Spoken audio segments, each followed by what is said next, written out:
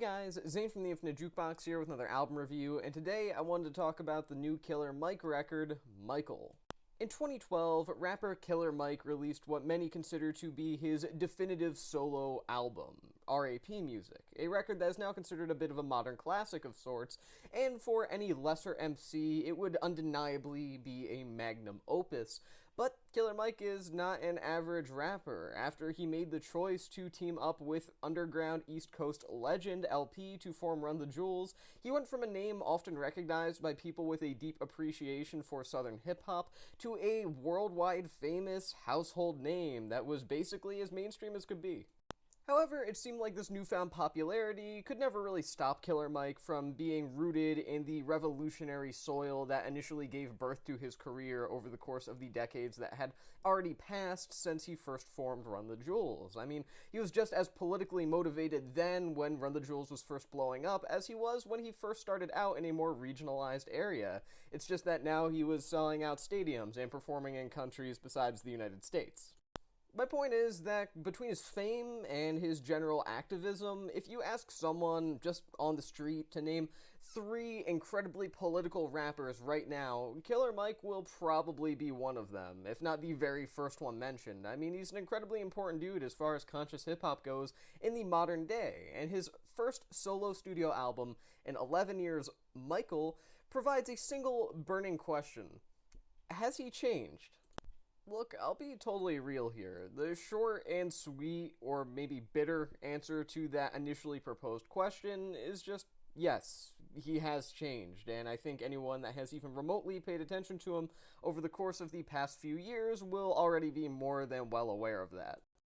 If you've really watched any particularly major interviews with him over the course of the past few years, you may have not noticed it, but if you really dig deeper into the list of interviews and public statements that Mike has provided, it's pretty obvious that he's slowly drifted away from the fairly radical left-leaning politics that initially brought him to fame in favor for a more conservative mindset. And you know what? There's no problem with that on paper. That is not a big deal at all.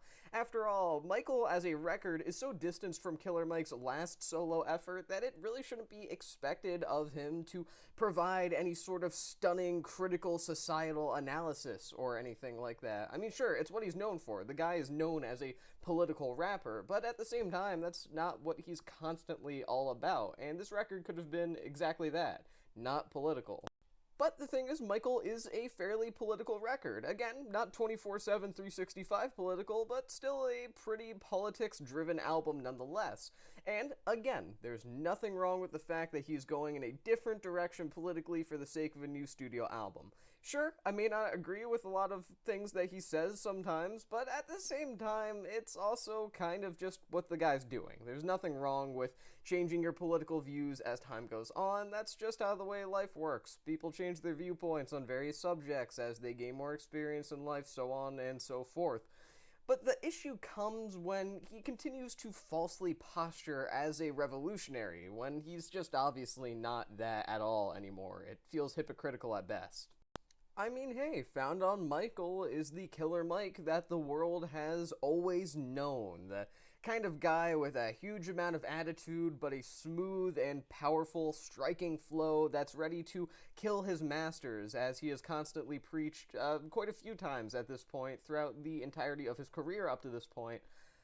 Until you actually read the lyrics, and you kind of realize that that's just not the case.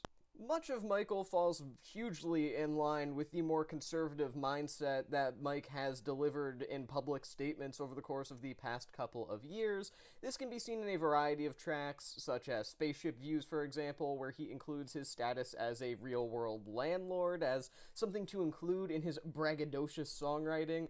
And there's nothing inherently wrong with that, but at the same time, if you're going to be the guy that says kill your masters, don't say that you're great at being a landlord and that the bitches need to pay rent. It kind of just feels like he's saying, yeah, kill your masters, except me though, I'm fine. It just, again, it feels hypocritical, vague, and confusing at best.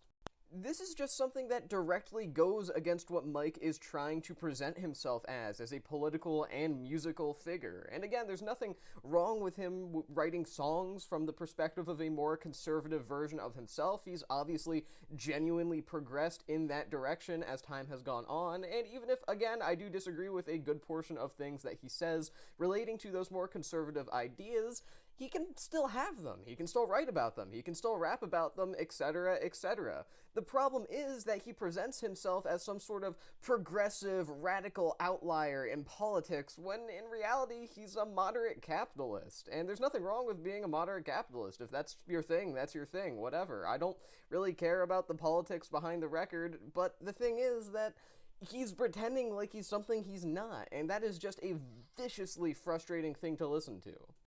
I mean, really, the man can take whatever political stances he wants. It doesn't mean that he can or cannot make good or great music. Politics don't necessarily determine the quality of music itself, obviously.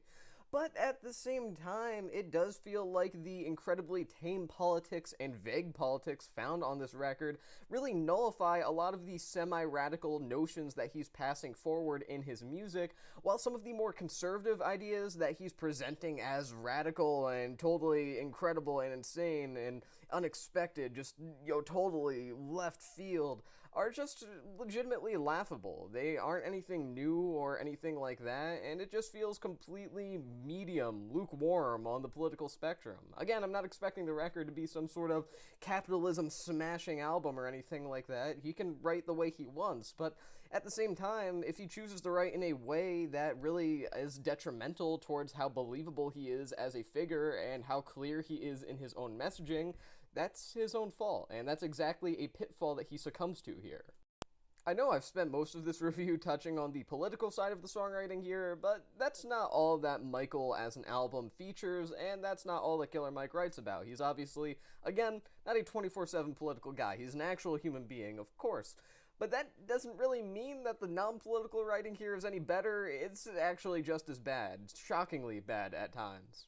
I will say, in its better moments, Michael is a fairly successful, introspective record. It feels like a normal Killer Mike solo album, even if it's been over a decade since his last solo drop, and tracks like Motherless here, while far from being masterpieces, feel like successful stabs from Mike at creating something that's genuine and heartfelt, while still broad enough to be relatable to people, while applying to topics such as losing a loved one, or feeling powerless in the wake of social conflict, among a variety of other things. They aren't beautifully written songs, it's not the most powerful street poetry you've heard in your entire life, but at the same time, they're well-written tracks, and by the standards that most of the record presents, they are absolutely phenomenal in comparison. However, in its worst moments, which are far more common than its better moments, Michael as an album just doesn't feel like it achieves anything. It feels mindless and run-of-the-mill, as much as I hate to say it.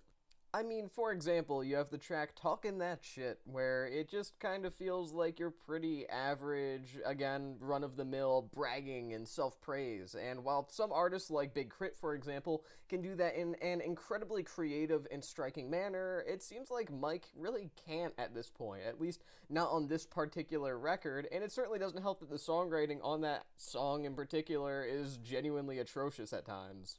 I mean, you have a bar on there that kind of has some thinly veiled homophobia where he compares some nameless figures that he's addressing to Brokeback Mountain in a negative light. You also have a couplet on there where he says that people preaching that quote-unquote woke-ass shit are the same people on that broke-ass shit. It's just so mindless, and it's almost insane, baffling even, to hear something so lyrically tone-deaf from a guy that, not only in the past, but even in the present, is claiming to be some sort of incredibly powerful political activist-esque figure. It just does not feel like that at all. It just kind of feels like this album is thrown together, and also has some lines sprinkled in that are legitimately cringeworthy. Then again, even some of the more heartfelt moments here don't really feel heartfelt. They feel quite the opposite, actually. For example, the song Slummer is meant to be a story of teenage love, which results in teenage pregnancy, which eventually results in an abortion. And that's a heavy topic, of course. I don't think I really need to explain to you why that's some heavy stuff right there from a lyrical perspective, and it could have been arguably the most powerful song on the album just for the topic at hand alone, but the entire time it seems like Mike is just bitter at the partner in the song for not keeping the baby. It's just uncomfortable. I won't compare it to a song like Kim by Eminem in terms of how much I want to never listen to it again, but at the same time, the track just feels oddly accusatory, especially for such a touchy subject, and it generally just leaves a bad taste in my mouth, which is obviously the exact opposite result that Mike wanted. Look, truthfully, Killer Mike could never lay claim to being one of the great songwriters of his generation or anything like that, but he could do some very intelligent lyrical parts here and there depending on the greatness of the song itself. I mean, obviously there have been a number of other things that have carried him over the years, from excellent collaborations to outstanding instrumentation, but really he's still a strong lyricist all the same. At least he is normally, because here on Michael, we see him face a lyrical downgrade of fairly epic proportions. Setting aside Mike himself, there are also seemingly countless features on Michael. The vast majority of the features here are just fine, I suppose. At worst, they just feel a bit insignificant, but that's not really a heavy criticism or anything like that. The truth is that the vast majority of the people featured on this record besides Mike just go in and get out. They do their thing in the intermission between those two actions, and that's it. They're not distinctly memorable, but at the same time, they don't weigh the album down or anything like that. I will at the very least say that most of the performances here feel like they have a legitimate place on the record, and that just the verses themselves aren't particularly amazing, but that's a good thing at least, because it doesn't feel like a bunch of A-listers slapped together a la a DJ Khaled album. I mean, you've got people like Ty Dolla $ign on 2 Days, and the Run the Jewels' Other Half LP on the track Don't Let the Devil, that come in, deliver some solid flows, and again, just kind of get out without another word. They don't have a huge impact on the overall quality of the record in really either direction. They don't sway me towards a positive or negative rating for this record as a whole. They just kind of exist. It feels like wasted opportunity, sure, but at the same time, it definitely isn't not wasted opportunity either. I mean, Young Thug's appearance on Run is fine, and admittedly, hearing Mike reunite after years with fellow Dungeon Family member as well as Outkast member Andre 3000, as well as Future, on the track Scientists and Engineers, it's nice. It's nice. It's not the most impressive thing in the world, but it's pleasant to hear, I'll say that. In all honesty, the level of A-list status that the vast majority of the features on this record have, it really should have been one strike of gold after another, and it's just not. All the features are merely decent, and again, they don't drag the record down any. The vast majority of Mike's peers and collaborators just show up, do their thing, and then vanish without a trace, and there's nothing inherently wrong with that. Again, it does feel like squandered potential considering the greatness of some artists on here, including Andre 3000, whose appearance is merely decent, and that's coming from me, a massive Andre 3000 fan. But I digress. The features are fine, even if that CeeLo Green feature on the album opener track Down by Law is, let's say, inadmissible at this point. Definitely sketchy, to say the least.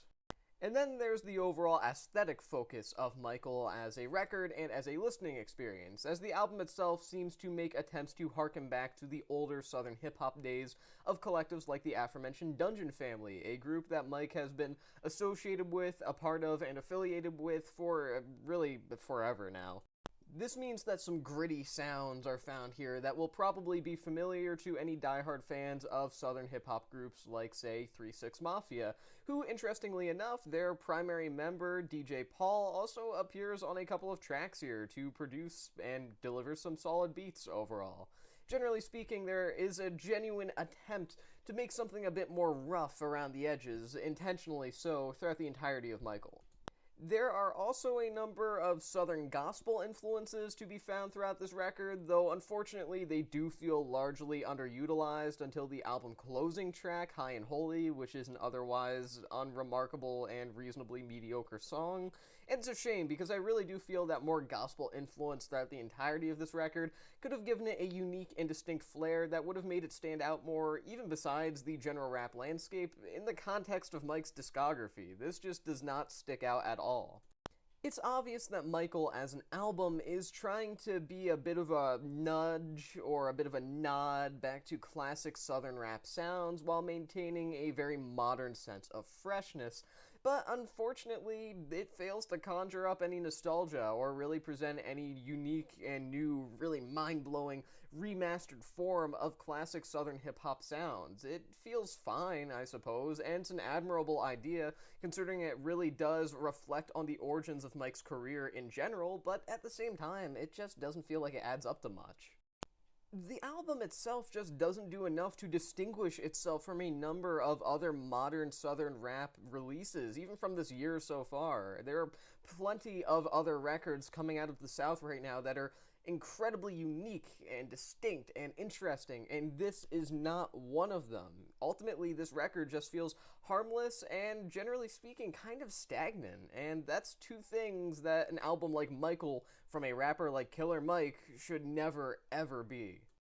Killer Mike has done some absolutely phenomenal work as a member of Run the Jewels over the course of the past decade, and so it seemed inevitable that when he finally did get around to releasing another solo record, that there would be a huge amount of hype behind it that would potentially be lived up to as something of an equal measure of greatness to his work in Run the Jewels. At the very least, an album like Michael could have proved to his newfound fanbase that he's gained over the past 10 years that he could stand on his own without LP, as although his career has been based on solo music up until the 2010s, a lot of people don't really recognize that he did solo music in general, and the same could be said for his other half in Run the Jewels, but I digress. Run the Jewels is the thing that Killer Mike is known for now. An album like Michael could have made people remember that he was at one point a strong solo artist and a force to be reckoned with in just himself.